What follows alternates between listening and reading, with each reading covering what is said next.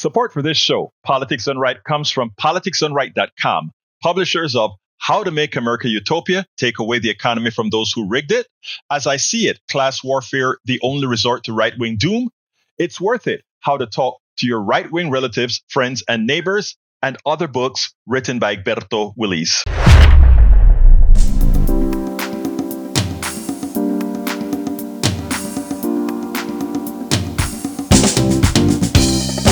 Welcome to Politics Done Right. I am your host, Egberto Willies. This is a progressive program that will take the mystery out of politics.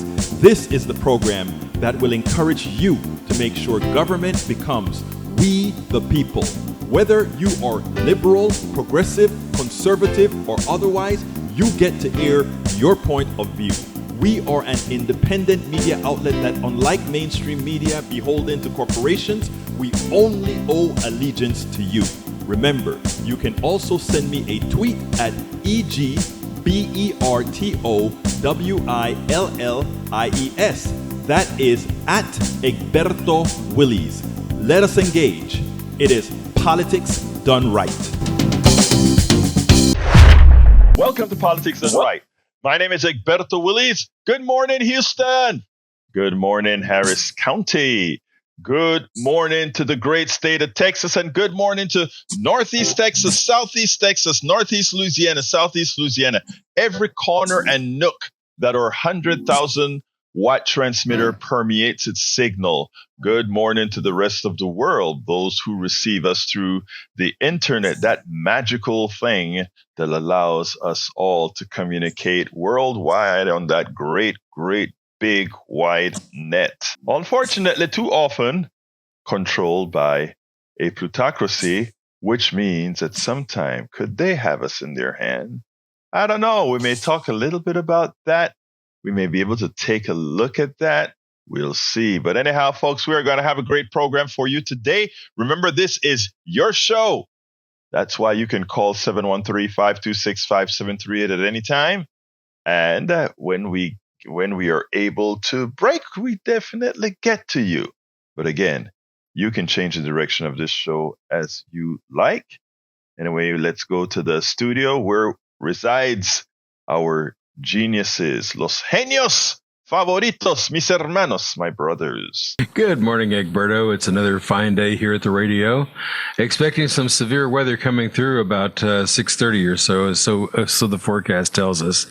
I would like to have a job where I'm wrong 50% of the time and still keep my job, but I can't afford to do that. So good morning, Perth, Australia. Why the heck not? Why the heck not? Hey, here's Jack over here. He's got some. Hey, looks like you got about 3/4 of a page of wisdom here. If you call it that. Well, we could call it prattle, but we're going to call it wisdom. Okay, all right. I agree. Good morning, Egberto. How are you? Good morning, my brother. Let's have your wisdom because you know we love it here. Yeah, I was reading your piece this morning on Jasmine, so it's kind of what came out. The government is supposed to protect the people from corporate abuses, but our neoliberal politicians on the right and on the left seem all too willing to just sell the people out to the corporation. The Democratic Party and unions are pro-labor. The Republican Party is pro-corporation to the point where it becomes fascism. How do you trust a politician that is so obviously corrupted by dark corporate money that you can't trust the decisions they make are in the true interest of the people? Where are their loyalties? Well, we know what their loyalties are. Yeah. The almighty dollar and power. Yep. I mean, I cruise Facebook a lot, to see what's going on with some of my friends. And one of them posted, he says, when your desire to stay in power and be corrupt exceeds the power of your care for the people, there's something seriously wrong. Seriously wrong. Now, January 6th does come to mind. I just don't know why. But yeah, no kidding. We're not going to change. We're not going to change the direction of your show today. We feel like it, but we're not going to. So you go ahead and take the rest. Well, somehow you always do because you guys represent the base of the United States anyway, and It always triggers something. You mean Good the poor morning. people. No. We represent the poor people. We work here. We represent I'm a people. hobo with beans. A hobo with means. I like that. A hobo with a car. I like hobo I'm a with hobo me. with But a what car. I can tell you, Jack, is you make a mean burrito, man. That's all I ever remember. You make a mean burrito. You know, so what can I cook say? for Howard all the time sometimes. I always bring him. Oh, so Howard knows it. Yeah. I do know it. We're going to have to get Jack to drive from his back roads again and come out here to the lake so we can sit down and have a chat mano a mano again with the expectation that a burrito comes along. Chicken leg tacos, baby. Chicken leg tacos. Ooh. Oh, chicken leg that sounds tacos good. the next time. I love that. Anyway, folks, let's get busy. Anyway, title of the show today is, and let me get to the screen, which I had up and moved, is Parasites Like Elon Musk Can't Save Us. And Jasmine Khadem, a Gen Z community organizer, speaks. And I think I'm going to start the show with that interview. Hopefully we can get to Elon next, but I was so impressed with this Gen Z young lady. Somebody, another activist called me up and said, look, Egberto, you need to interview this woman. And one of the reasons I wanted to do it is I think she's an example that, first of all, Gen Zs are who she is. And the one thing I so admire with Gen Z over, let's say, the Gen X's or the baby boomers, and I straddle those two fences, I hate it. But, when I say I hate it, the reason I hate it is I'm not speaking about those who have moved us forward. I'm talking about the particular group in that group that bought into the neoliberal stuff we talk about all of the time. The Gen Zs don't fall for it at all, at all. And they are in your face. It gets a lot of people upset about it, but they know what they want and they know what we've done to them. And we've done a whole lot to make their lives a lot more difficult than our lives were. And, sometimes when we look in the mirror, it's hard to look at ourselves and say that, we made the life for the next generation much more difficult. Too many of us, you know what's the biggest oxymoron? When you hear something like the Reagan Democrat, if you were a Reagan Democrat, I think atonement is necessary, because what happened is we had those policies and it occurred over time.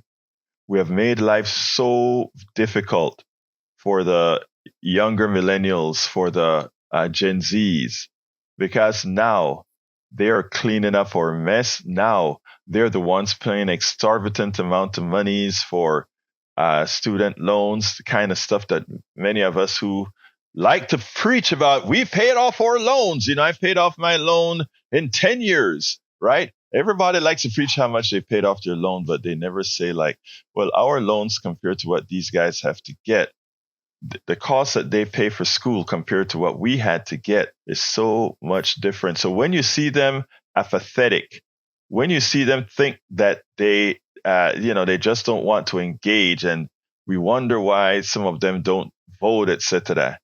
Understand that unless folks know they're going to make a difference, folks don't engage. This woman here is powerful because she has the message. She has the message that she has the message that I know most young people would listen to. And because who the messenger is, her being the messenger makes a huge difference. I want you to listen to this young lady. And after that, we'll come back and take calls and we'll go through Musk if we can, etc., etc., etc. So without any further ado, here is Jasmine Khadem. She has a background in community organizing. In college, she was a student body president of the University of Houston, where she organized for DEI programs in the wake of the BLM movement. Many of those reforms have now been rolled back because of her fascist state legislature. Now she is organizing the TEA takeover and against anti-immigrant legislation like SB4. She firmly believes that the Democratic Party is the working people's party and wants the party to be more representative of the majority of people who make up the party. She says, we are younger, we're more left-wing, and exhausted by the political status quo. She decided to run for the State Democratic Executive Committee, the SDEC, to make sure she is a more progressive voice in the party. And I would add to that a young voice, Jasmine Khadem. Did I say that right? Yes. Did I? Wow. Yes, Khadem is, yes, it's Khadem Gonzalez, but yes. Okay. Okay, they only put Khadem, so it's Jasmine Khadem Gonzalez. Okay, got it. Yes. Así que hablas español? Sí. Oh, perfect. All right, great. Anyway, first of all, tell me a little bit about yourself. So, hi, I'm Jasmine.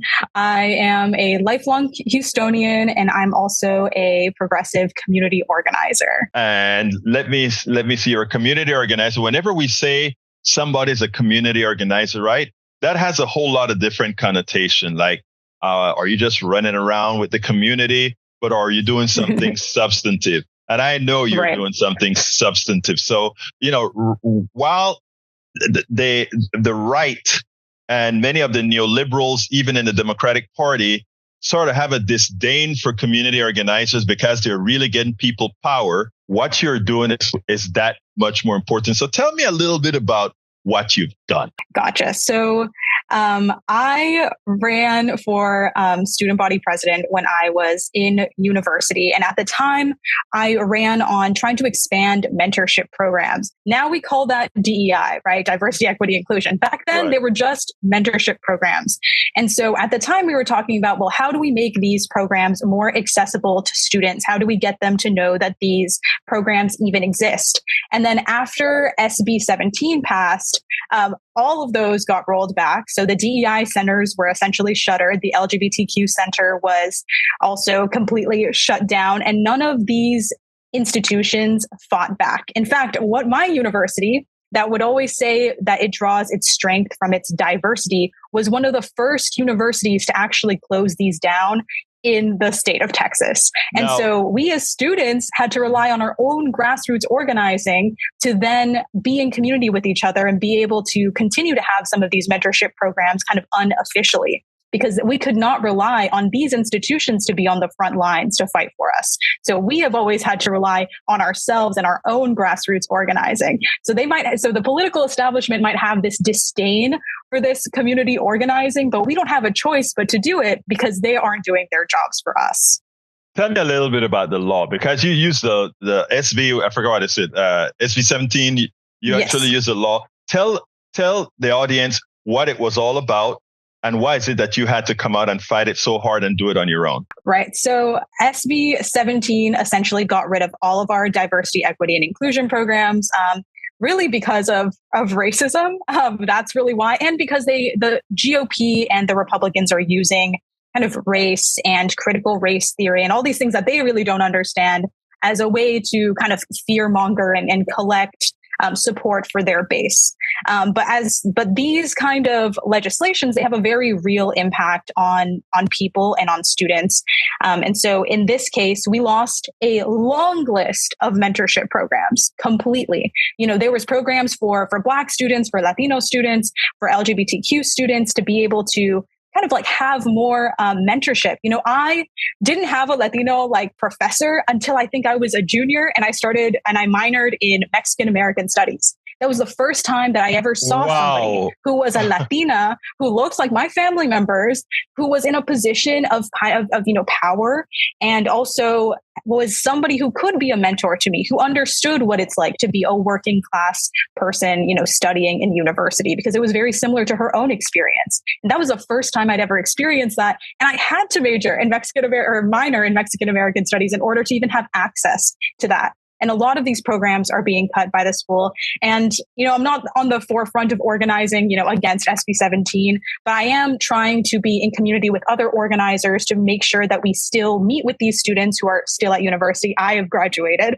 and make sure that they still have support and they know that we, as outside community members, we can try to be those mentors for them, since the school isn't really letting that happen anymore. I consider you on the forefront of SB17 because you're doing what the job that the destruction of that SB17 cause is actually doing. Where did you go to high school? I went to Bel Air High School. So something about me is that my parents, they're both immigrants. And so we moved around a lot within the city of Houston. My dad is a teacher. My mom worked as a custodian. And so we were working class growing up. But my parents, I've never lived in a house. I've always lived in kind of like apartment complexes. And so because my dad was a teacher, he wanted me to go to, these good schools. So we would move around to try to get, try to get me into good schools.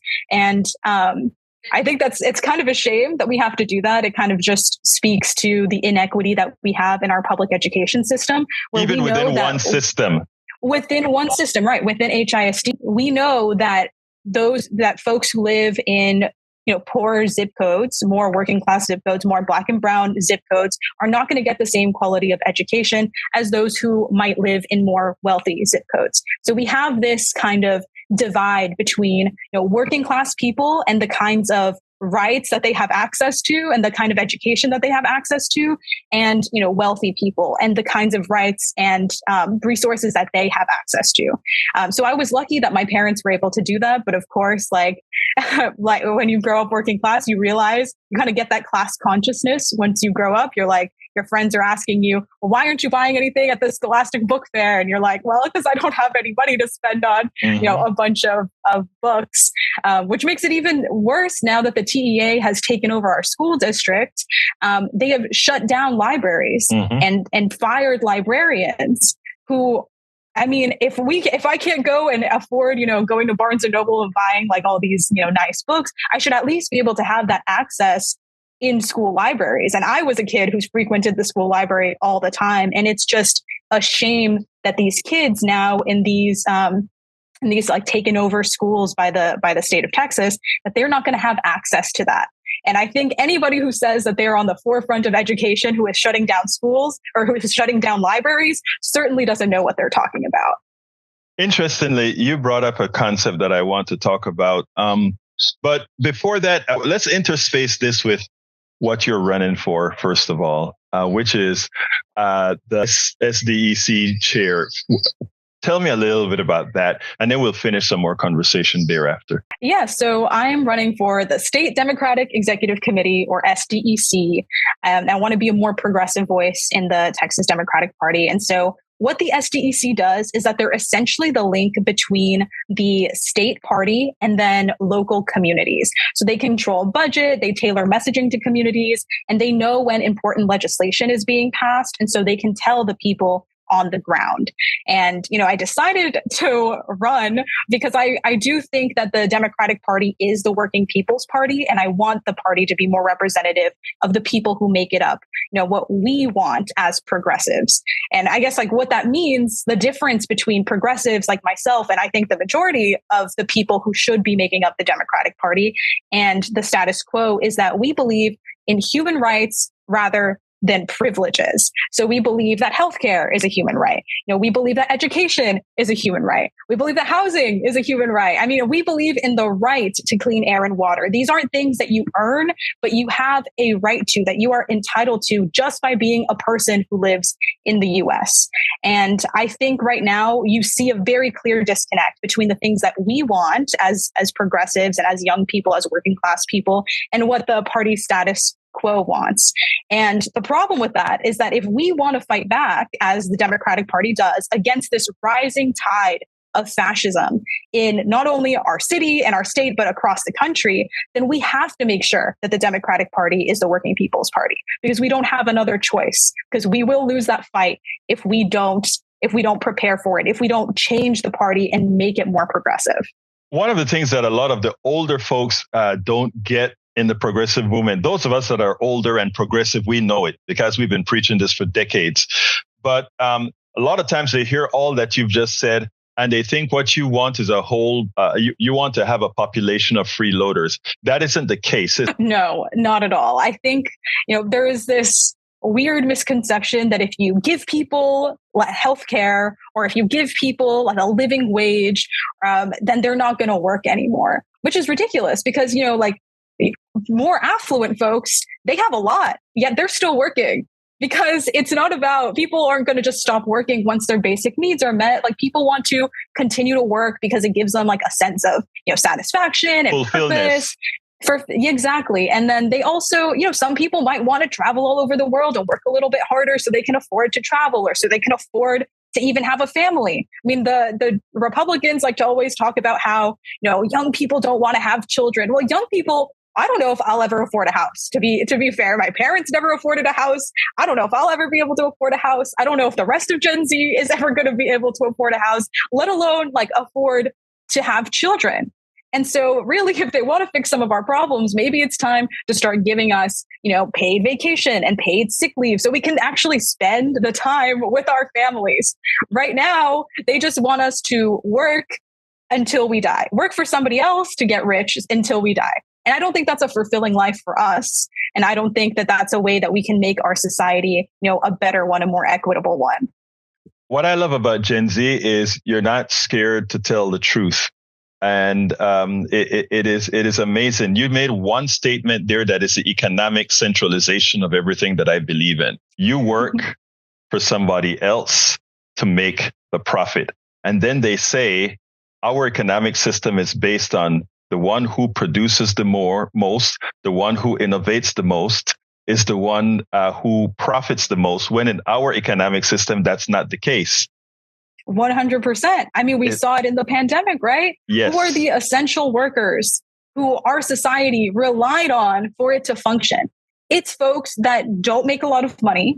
And it's folks that, it's folks that don't make a lot of money. Like that, they are the people who are the backbone of our entire society. Without them, we couldn't function. We used to call them essential. And now we don't want to give them sick leave. We don't want to give them healthcare. We don't want to give them a living wage. And it's like, well, they showed up then and they will continue to show up now and show up better if we give people these, just their basic needs to be able to survive. You don't know, I'm right now you have me like, my God, this is a Gen Z person speaking. Have you got to 25 yet? I'm 25. I just turned 25. You just turned 20. The reason I asked that is the following. You don't know how much we need you out there with the Gen Zs, and to put it bluntly, the younger millennials, to really wake folks up and understand, first of all, that they have the power to do it if they decide to enforce the power that they have. Gen Z plus millennial equal the largest voting bloc in this country if they choose to do so.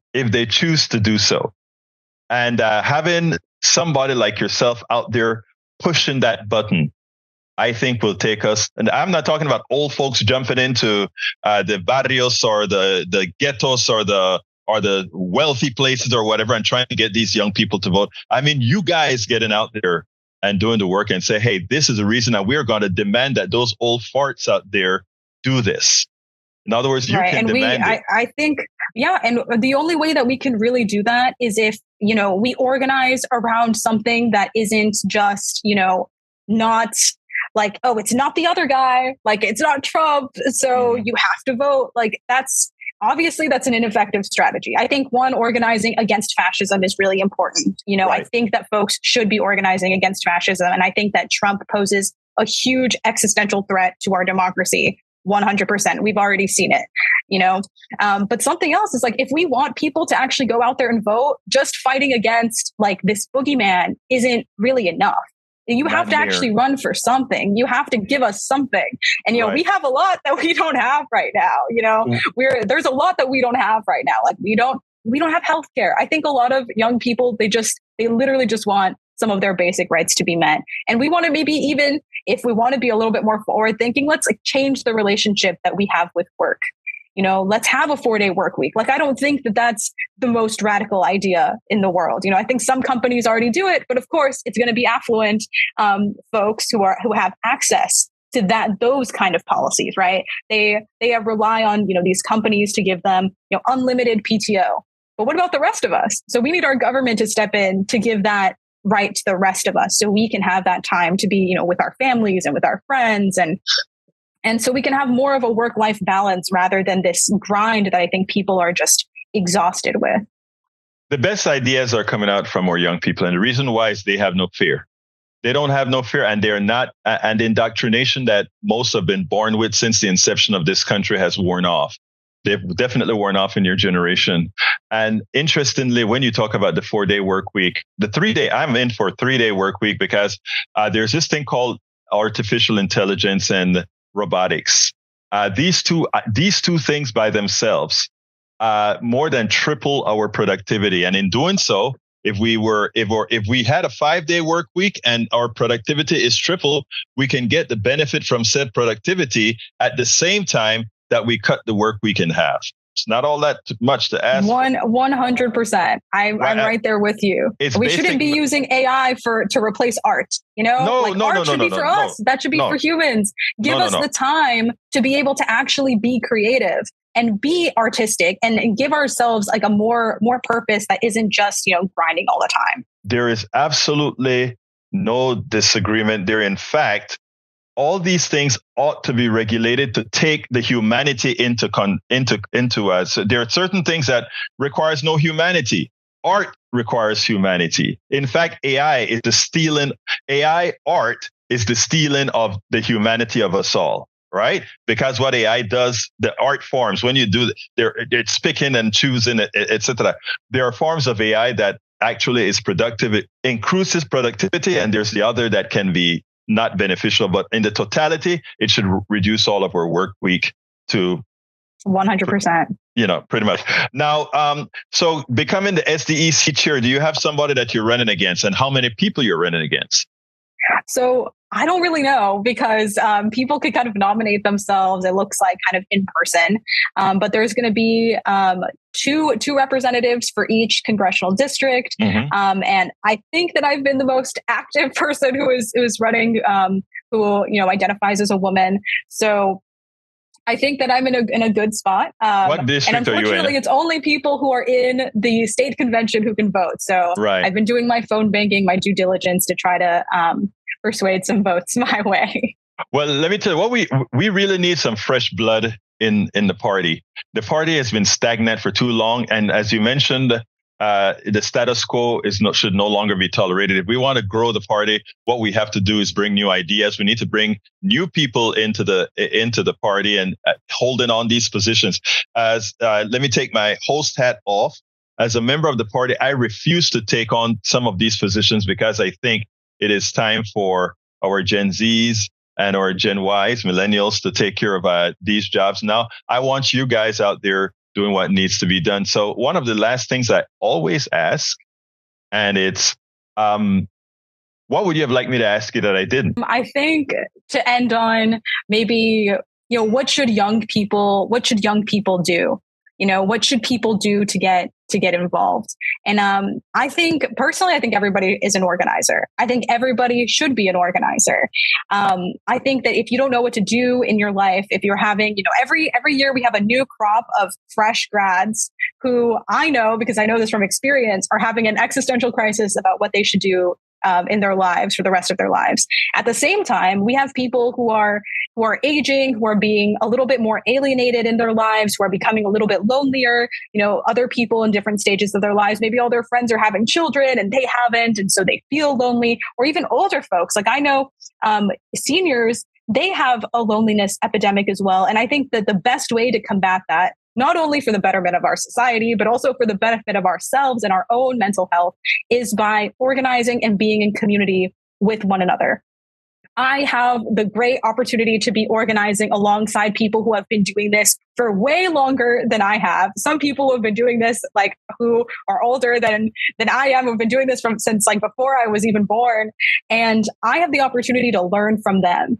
And they're the ones who give me the confidence to even be out there and be an organizer and find my voice and, not be super shy. And it's because of them that I'm able to really do this work. And so I rely on them very heavily. And I think that I think that everybody should try to be an organizer, find an organization. It doesn't have to be, within a political party. It can be an organization that, organizes outside of party politics, but maybe is still politically inclined. I think everybody should join a political organization.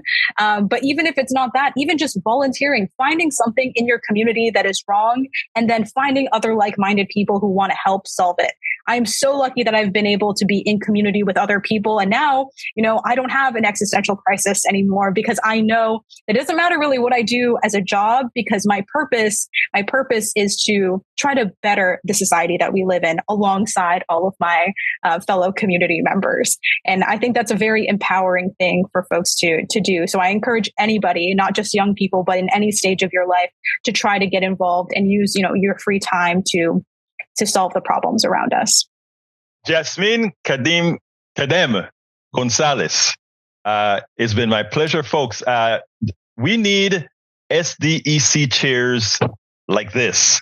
This is the kind of person that's going to revolutionize the party and put the party where it needs to be. It's been my pleasure to have you on Politics Done Right. Thank you so much. I've really appreciated this conversation. It's so nice talking to you. Folks, remember, I told you yesterday that we were going to bring Norman Solomon to finish the second half of the Jewish discussion that we started yesterday. But after interviewing her yesterday, I said, no, I need to bring this now. We are in difficult political times right now, and a lot of people feel disempowered, etc. This young lady at 25, I found so empowering. And notice what she said at the end. I'm not just talking about people my age. I'm talking about everybody.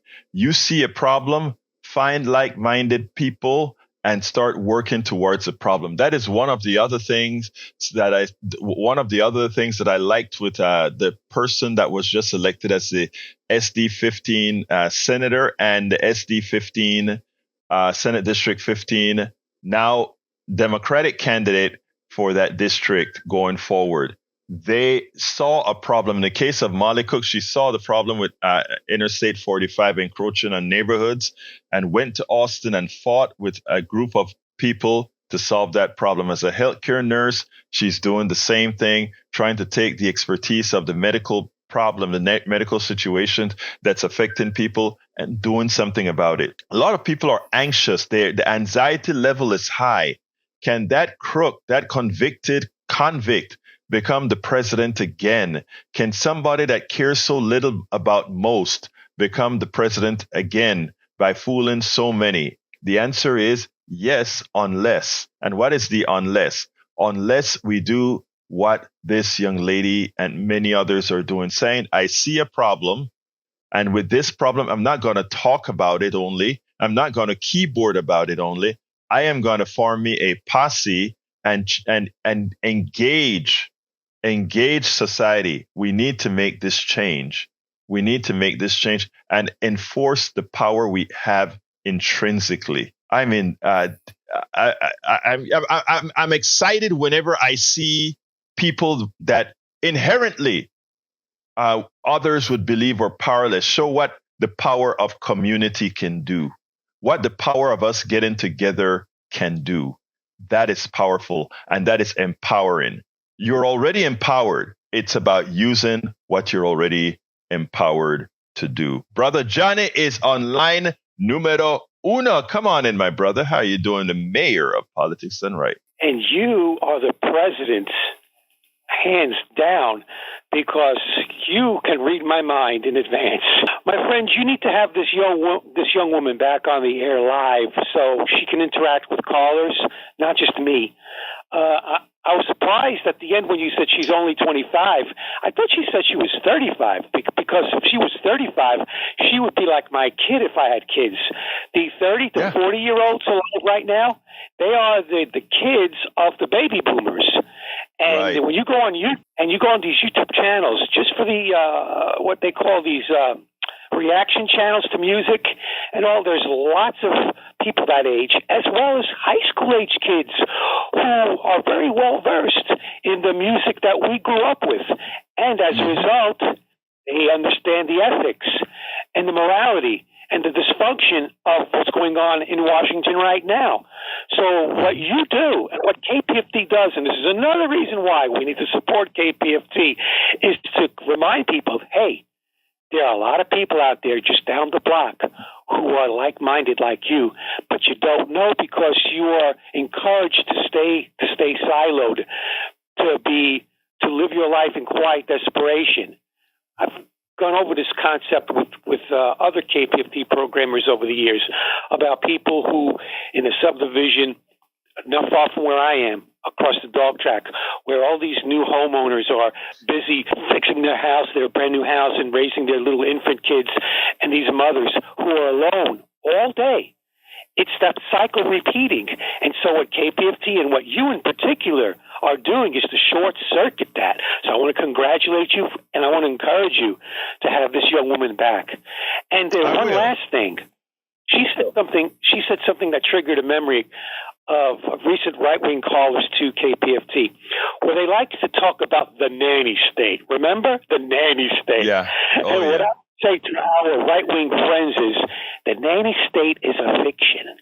The only nannies you're going to find is in Downton Abbey and maybe in Bel Air, because they can employ women to take care of their kids while they play. Regular people, they don't have that luxury.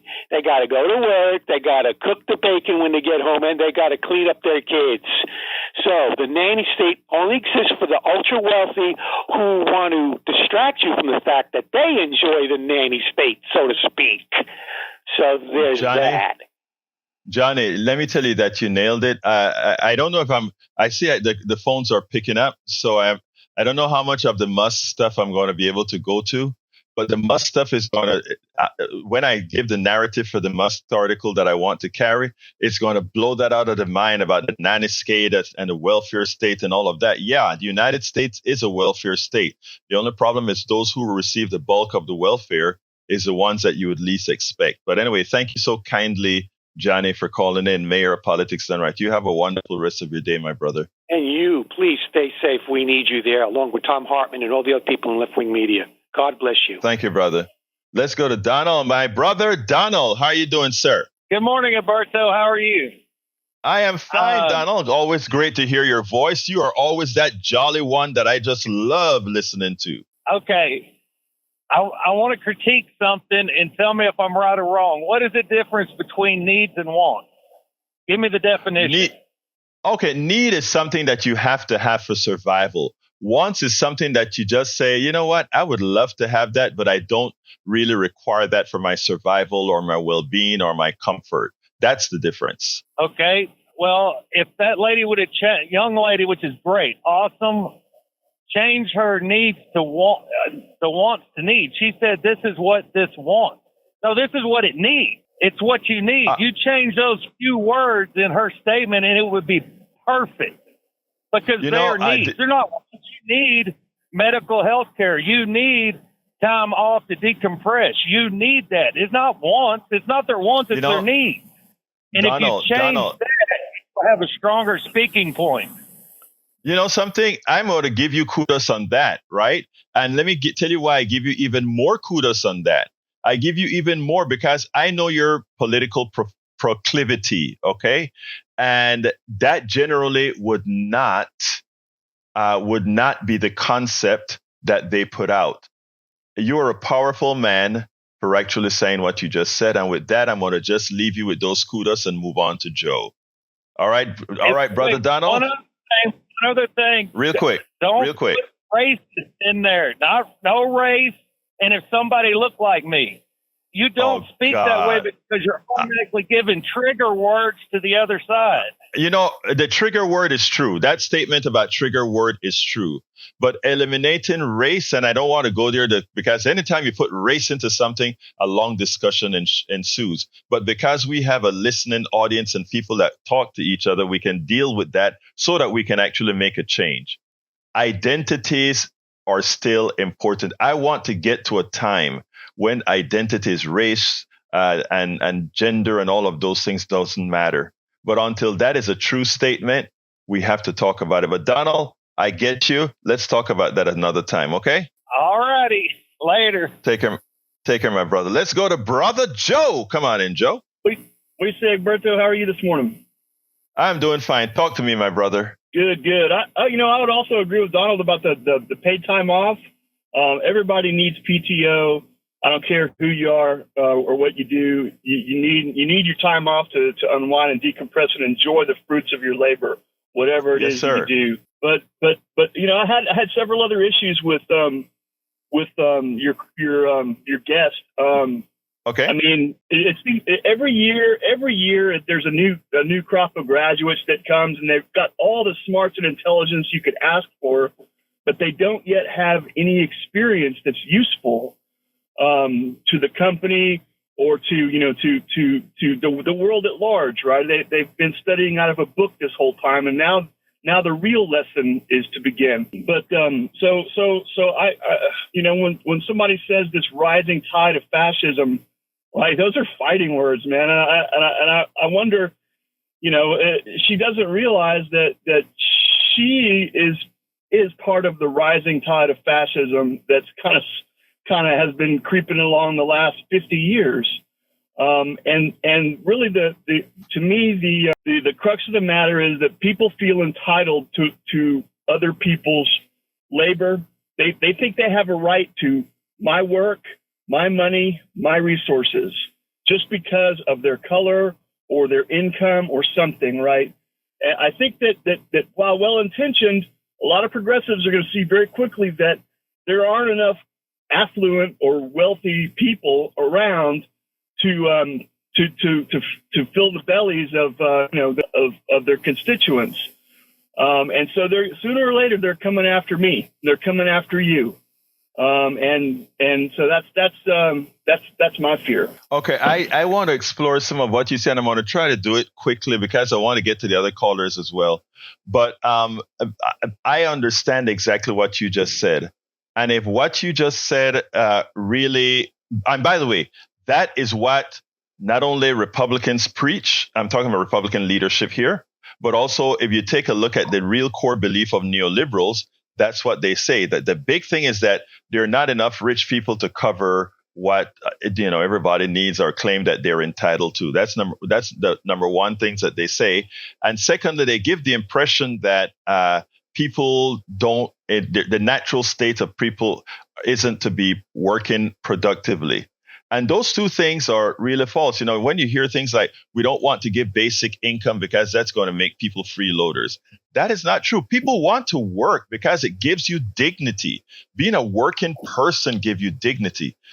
Now, the interesting thing is all the negative stuff that you just spoke about, people who think they're entitled to your labor, entitled to what you produce.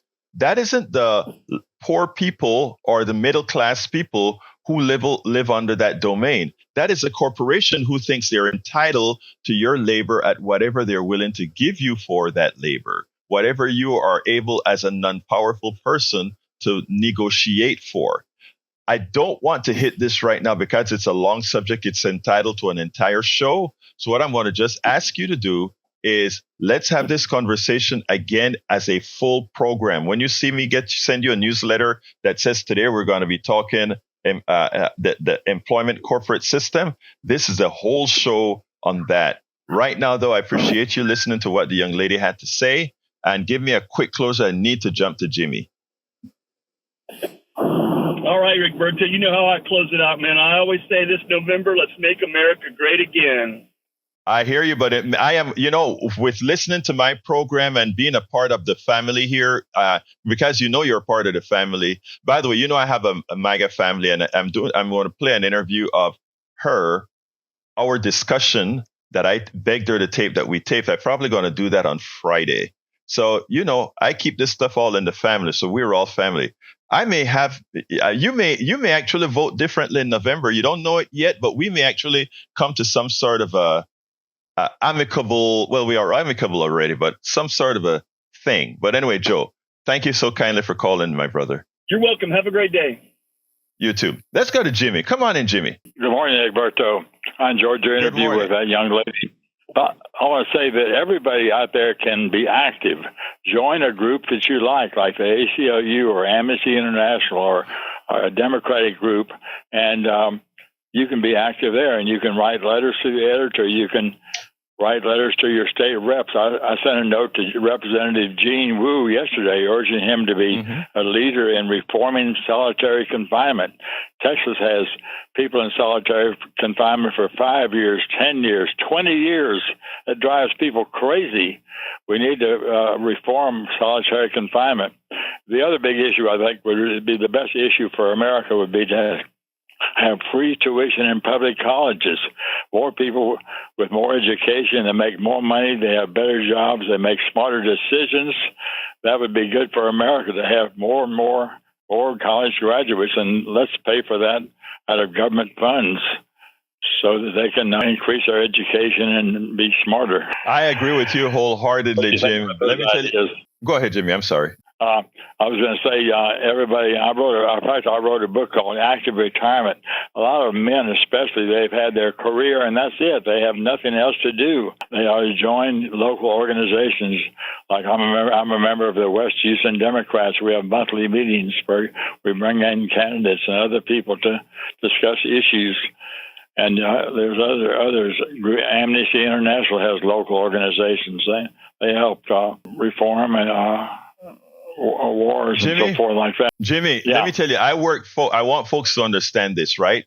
Some people call in here that I know personally, and anytime I hear their voices, it just warms me up.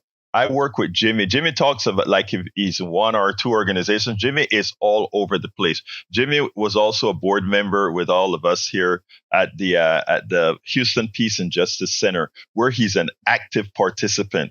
This man, I think you probably worked more outside of your retirement age than you ever worked during work. Now, is active member of doing something positive for society. I got to move on, Jim, but I just want to tell you, thank you. Thank you for what you're doing. And by the way, he's a great supporter of Politics Done Right here on KPFT as well. Anything else, Jimmy, before I jump to... Got a great program here.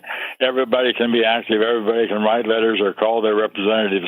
Thank you very much, Jimmy. You have a wonderful day. Let's go to Brother Bard. Come on in, Bard. Good morning, sir. Yes. Good morning, sir. How are you doing this morning? I'm doing good. How are you, Egberto? I'm doing fine. Talk to me, Bard. Yes. The problem, like Joe said, is when you run out of other people's money. The U.S. has a big problem because they're just printing money and there's nothing to back it up.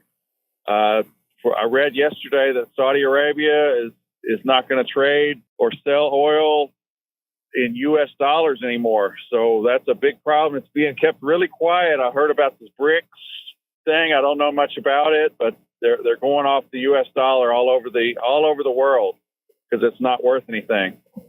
So we got a big problem with that. But that's not the reason I called. Okay, but can I ask you can I interrupt you 1 second because I don't want to leave that in the air. Folks, BRICS stands for Brazil, Russia, India, China, and South Africa. And there are about 7 or 8 other countries that form that consortium to actually create another a sort of trading currency other than the US dollar. And what the reason that was created has nothing to do with the sovereign currency of the United States. It has more to do of taking that ultimate control where the United States can penalize another country who doesn't do what they say. As an example, we can tell other countries, you cannot do business with this other country. Otherwise, we'll stop you from being able to trade on the international ACH system. It's an exchange system, etc. So that's the reason for BRICS. It has nothing to do with our money not being backed by anything. Money being backed by something doesn't really make any sense, something that we'll talk about at another time for sovereign currencies. When people say your money is backed by gold, that means nothing because you can't eat gold. Money can only be backed by the faith in the exchange. We can talk about that another time, but I just want to say, Bard, please don't sit back believing, the American dollar is not backed by anything. The American dollar is backed by the most important thing. You know what that is, Bard? You as an American citizen has proven that we have a great economy, that we can do all these things. So people want to actually have something of value. And that's the value of any currency. Whenever they say it's backed by gold or something, I always found it silly that people say, for every dollar we print, there's a piece of gold here. So what? There's a piece of gold. It's a metal that like anything else. But let's go to the next subject that you want, sir. Okay, yeah, let's skip over that. That one's too deep. Let's go to. I always wanted to ask you if you think that Mr. Biden is racist for closing the border. No, I don't. I think the border issue right now is a political thing, and I think Mr. Biden has done something that Trump did for different reasons. Trump closed the border because he said he was going to and you know what he said about those S countries, etc. As far as Biden is concerned, Biden decided that he had to be as evil in closing the border in the way he's doing it just because. Now, is the act the same as Trump? Hell yes, it's the same as Trump. Do I agree with it? Hell no. Do I understand why he's doing it politically? Yeah, I do. It's ridiculous. I mean, he's playing into the racist fear of those who have those proclivities, right? And that's the kind of politics I am trying to supersede right now, Bart. But so, I mean, I know what you're trying to get out of me, and you would be right. So there would be no conflict there. It's a racist act. Yes, it is. So why is he doing it? Political. I said it already. Why is he trying to do it at this point in time? He just wants to get the votes. Political. It's exactly. You just named you. We all know the game. You're a smart dude. Yes, it's political. It's because he is betting that Americans are so. He's betting. The brother is betting that doing a racist act will actually get him votes. Okay, think about that. And guess who understands that? A lot of Latino activists right now, while they're inside mad, they're keeping their mouths shut because they understand the game being played. All right? So that's where it's at. But I had to be honest with you. Is it a racist act? Yes, it is. Because if it were the border with Canada, you wouldn't have seen that. Okay? All right. Thank you so much. Have a good one. You have a good one, Bart. Let's go to, I'm going to have to restrict now to 1 minute, guys. Let's go to Brian because the phones are still full and we missed the Elon Musk story. Come on in, my brother, Brian. Talk to me. Okay. Did you check into the Hunter Biden Secret Service trying to take the registration form? Did anybody check into that to prove me wrong? I didn't check it, but I took, put it this way. I took believe it or not, because of what you said and how you said it, I sort of took it at face value. I just think the interpretation is different than you say. But go ahead, brother. Okay. Now, he's going to trial. On the jury is, guess what? A Secret Service agent, an ex-Secret Service agent. What are the odds of that in Washington, Delaware? Guess who his wife is? I have no idea. Or I understood. An active Secret Service agent is the man's spouse. What are the odds in Wilmington, Delaware, of a Secret Service agent being on Hunter Biden's trial? I think it's very good. I think it's actually a very good odd that would occur. You have a better chance of winning the lottery. It's a very small place, and that area in the country has a whole lot of those types of government workers in their fold. So I don't think it's shocking at all. But Brian, let me jump to Harry and then Johnny again. Okay.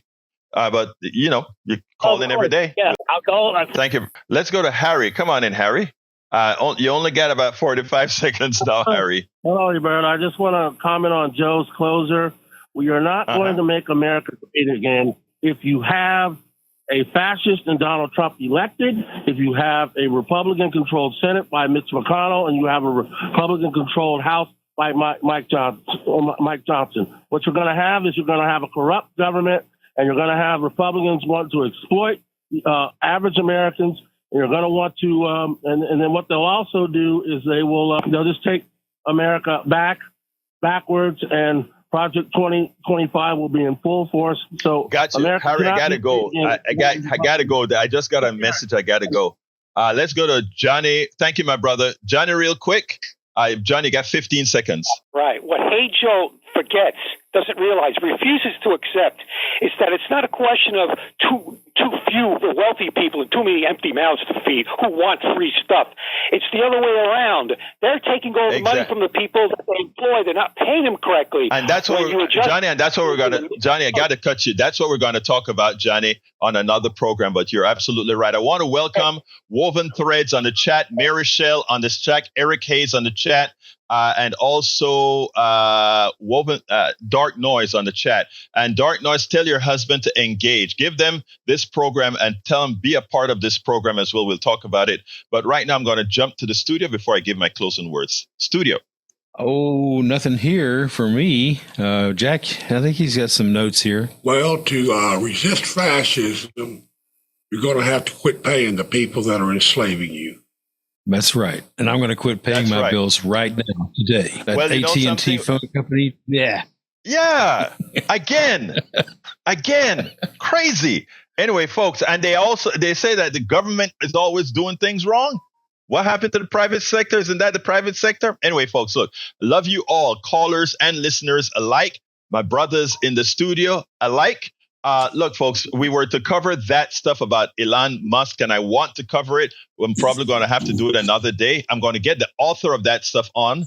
Let me tell you, go to politicsandright.com/newsletter to read that particular article. It's telling. Anyway, folks, I got to get out of here. My name is Egberto Willies. This is Politics Done Right. And you guys know how I end this, baby. I am what? Out. Support for this show, Politics Done Right, comes from politicsdoneright.com, publishers of How to Make America Utopia, Take Away the Economy from Those Who Rigged It, As I See It, Class Warfare, The Only Resort to Right-Wing Doom, It's Worth It, How to Talk to Your Right-Wing Relatives, Friends, and Neighbors, and other books written by Egberto Willies.